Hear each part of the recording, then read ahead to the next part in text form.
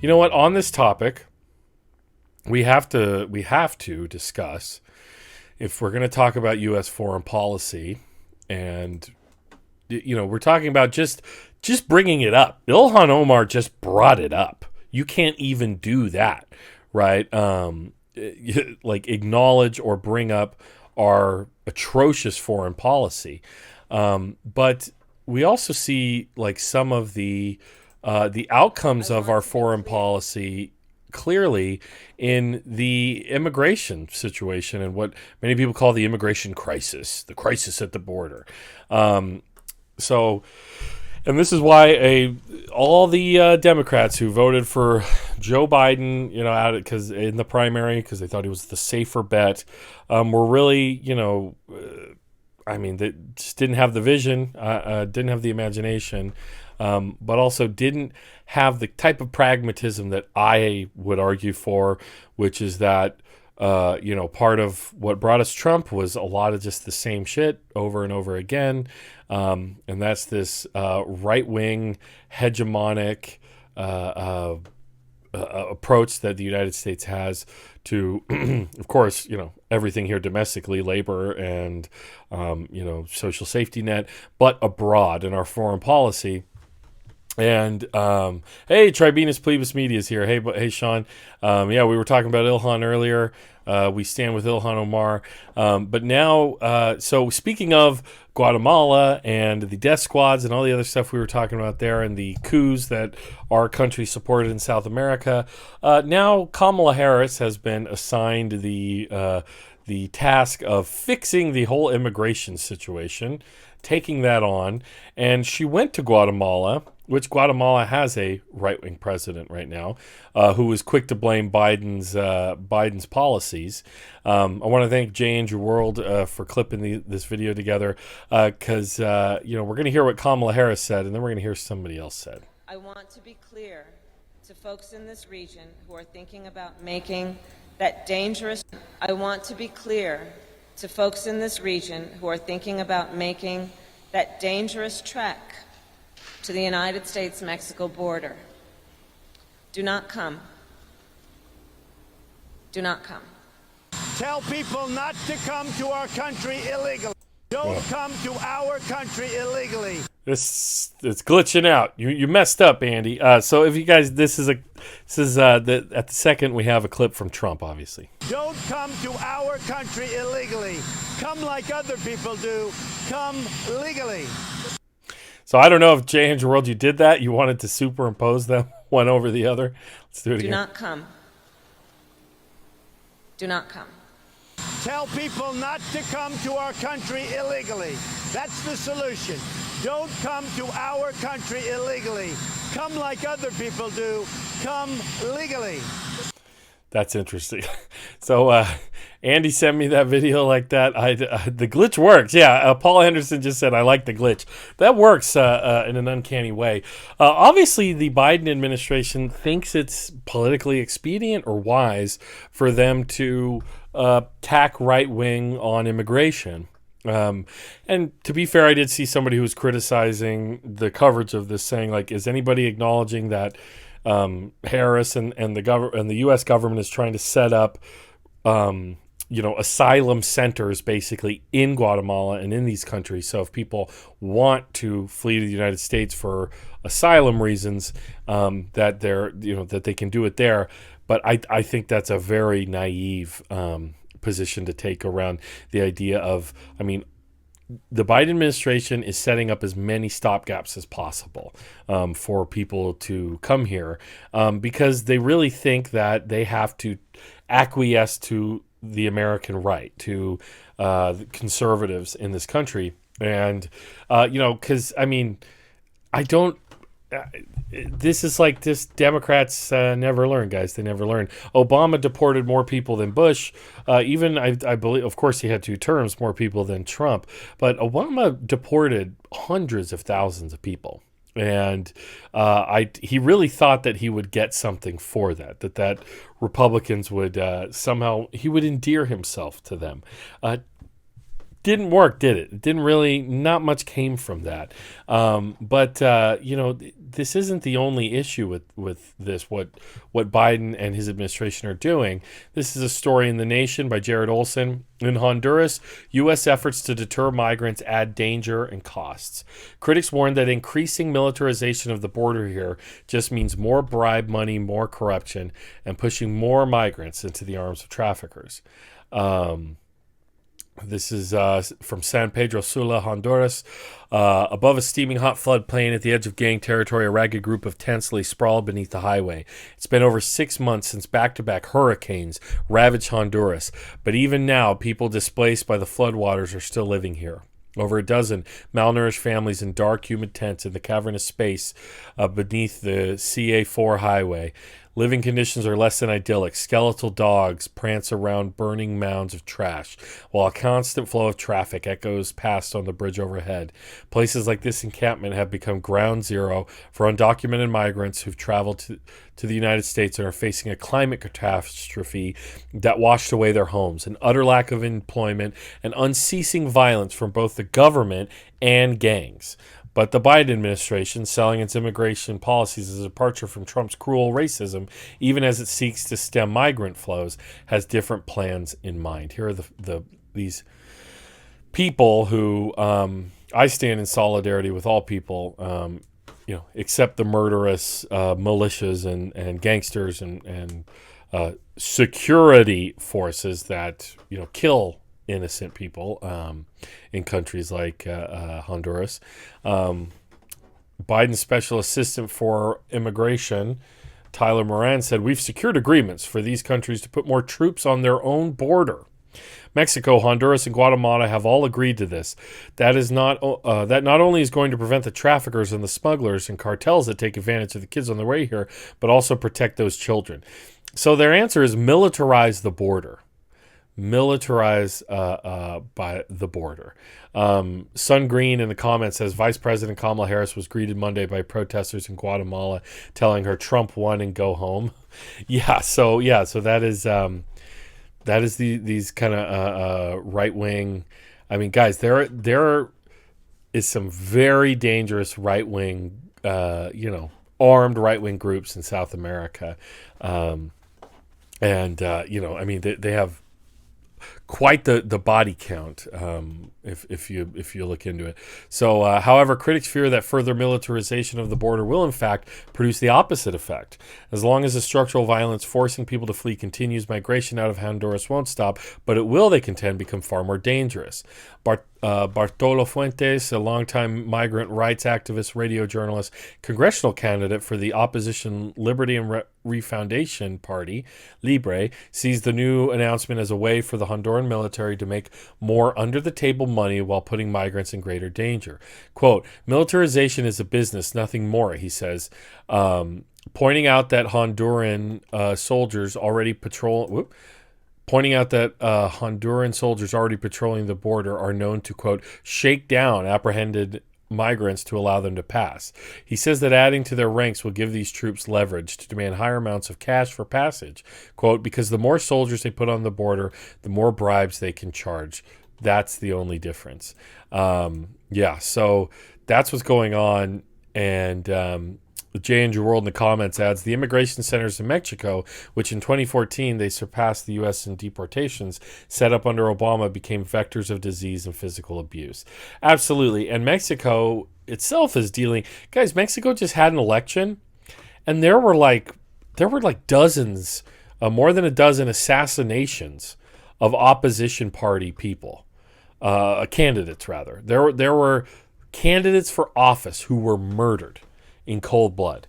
This stuff is these are people running against incumbents. It's terrifying shit.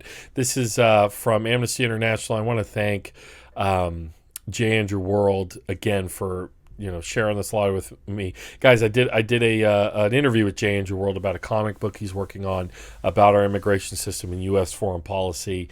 Check out that interview. Check him out. And we're going to have an announcement pretty soon. Probably we'll talk about it on this show next week. Look at this. USA, you don't have any rights here. This is from Amnesty International. In 2017 and 2018, President Trump administration has implemented immigration policies that have caused catastrophic, irreparable harm to thousands of people, have spurned and manifestly violated both U.S. and international law, and appeared to be aimed at the full dismantling of the U.S. asylum system. Those policies and practices have included, among other things, 1. Mass illegal pushbacks of asylum seekers at the U.S.-Mexico border. 2. Thousands of illegal family separations through which the Trump administration has deliberately and purposefully inflicted extreme suffering on families, ill treatment, which rose to the level of torture in some cases. And 3, increasingly arbitrary and indefinite detention of asylum seekers without parole, constituting cruel, inhuman, or degrading treatment or punishment, which is absolutely prohibited by international law. This is a quote from this woman, Valkyria. They told me, you don't have any rights here, and you don't have any rights to stay with your son. For me, I died at that moment. They ripped my heart out of me. For me, it would have been better if I had dropped dead. For me, the world ended at that point. How can a mother not have the right to be with her son? So the Biden administration has not done nearly anything or enough to address or rehabilitate or reverse, I should say, rather, Trump-era policies. They've done just very surface, efforts. In some cases, they are, at least the kids that we are imprisoning have better housing, right? We have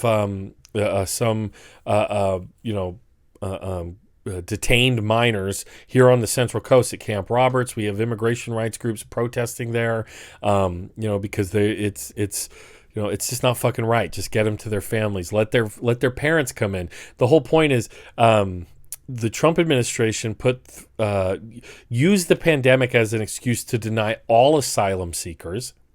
The Biden administration came in, rather than repeal that, they said, "Oh well, we're not going to repeal that because of the pandemic, except for minors."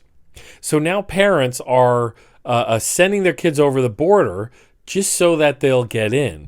So whereas the Trump administration was actively stripping children from families, the Biden administration is setting up the predicate for families to do that themselves out of desperation. So it's absolutely disgusting.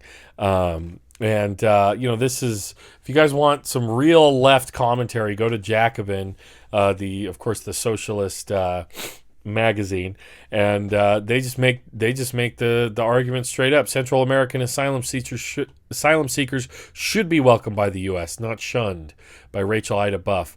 Without a change in U.S. policy toward Guatemala and all of Central America, the thousands of asylum seekers fleeing violence and poverty will continue to come, no matter what Joe Biden or Kamala Harris say. We all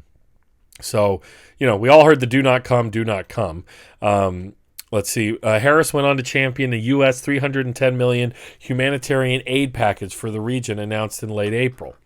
Aimed at stemming what the Biden administration has described as a surge of migrants at the U.S.-Mexico border, including Central American children traveling unaccompanied. This package includes money for pandemic and disaster relief, as well as funds to support jobs and education for women and girls. In exchange for these funds, the Biden administration expects Giammattei and other leaders in the region to combat corruption and to implement enhanced and militarized border security to prevent migration. So he's giving right-wing leaders already rank with corruption because we installed them in illegitimate ways, or at least supported, their many illegitimate tactics in their quest for power. He's giving them a bunch of money to combat corruption. Very wise, very wise. Combining so-called humanitarian aid with extortions to harden border controls against the civilians attempting to cross them is a staple offering in the long, brutal history of U.S. imperial intervention in Central America. Despite its expressions of sympathy for people motivated to leave their homes, in his first press conference in March, Joe Biden spoke of his grandfather's voyage to North America on a coffin ship, comparing this flight from hardship to the situation of contemporary migrants. The Biden administration's assumptions about migration's root causes are dangerously incorrect and ahistorical, forcing its advocates to twist and distort language.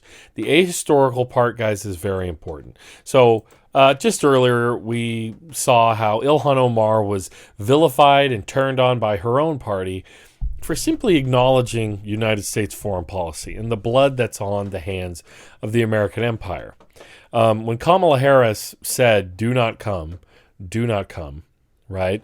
Where was she standing? In what country was she standing? It was she was standing in Guatemala. And Guatemala was the site of brutal right-wing terror squads, state terrorism, sanctioned and funded by American interests. The coup that happened in Guatemala was supported and backed and instigated by our CIA, and it was all part of the plan, so to speak. And if you want to understand like why there might be political instability, why there might be violence in these countries that asylum seekers might be fleeing, well, let's take a look at this documentary from 1999, and just here's just a flavor of what life is like in Guatemala. And what it was like across those years. Oh, and I should mention Sun Green in the comments is saying Kamala wants to blame hurricanes, global warming, and Trump for the record surge in undocumented people and refugees flooding the U.S. border. Yeah, but they will not blame U.S. foreign policy, which included backing things like this, what we're about to see. From the hill behind the village, Andres watched the soldiers going from house to house. They rounded up everyone they could find, including his wife and children, and took them up the path towards the cornfield, out of sight. Also hiding in the hills that day was Miguel and his 3 children. His wife had gone to the nearby market town that morning. He never saw her again. At about 2 or 3 in the afternoon, we heard a big noise over there. It was the poor people being killed who were screaming. Screaming,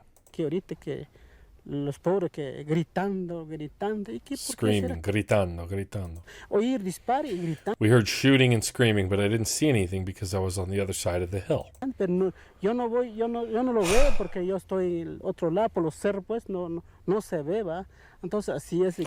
So I stayed there with my 3 kids, with no mother, with nothing.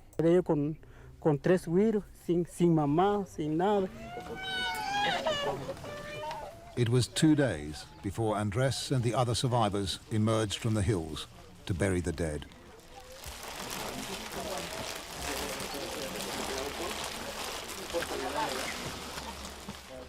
Andres covered his family with a blue plastic sheet before filling in their grave.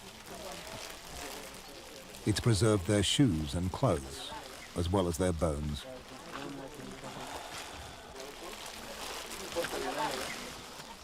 Jesus Christ. His wife, his 2 children, aged 4 and 5, and his father-in-law.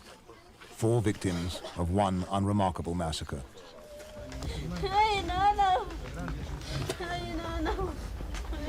The Guatemalan Truth Commission, which reported earlier this year, collected detailed accounts of more than 400 separate massacres in the Western Highlands in those years. There were about 100,000 individual victims. 100,000. That's the legacy, okay? That's one country. That's just Guatemala, where Kamala Harris, frankly, has the gall to say, don't come, don't come. We've been there. America gets to go there, and we get to send money and arm these terrorists. I mean, I'm sorry. That's why are the terrorists always Hamas and the Taliban, which we funded, which our tax dollars funded, mind you? Why is it never the right-wing dictatorships that the CIA installs? These are state terrorists. Okay, this stuff is clear. The history is clear. We have to face it. We have to acknowledge it. You know, all of these South American countries, if they had some semblance of democracy return, they have had, you heard about that, like Truth and Reconciliation Commission. They literally had efforts to investigate this stuff. In Argentina, there's an organization that reunites children stolen by the right-wing dictatorships Guys, they kidnap pregnant women, and those pregnant women disappeared, but their babies were given to people sympathetic to the dictators. That's how it works. That's how it worked, that is. And the idea that this kind of right-wing counter, anti-communist counter-revolution, violence couldn't happen again. It happens. It's happening. It happened in Bolivia. After the election where Morales was pushed out of power, they were killing labor organizers in the streets. It just happened in Burma, right? Guys, everybody calls Myanmar Burma. Do you know, why isn't it called Burma anymore? Or everybody calls Burma Myanmar. Why is it called that? The name was changed after a right-wing coup, after a dictatorship took over. That's not even, the coup we just saw that happen was their first attempt at resuming some kind of democracy. The woman who was ousted was still a right-wing authoritarian. She just wasn't authoritarian enough, and it was too democratic for the military's taste, and they still, it's back to the military dictatorship. That name, Myanmar, is not, the name of the country is Burma. The right-wing, dictators are the ones who dictated that name. I guess, I'm not trying to make puns here. It's not fun.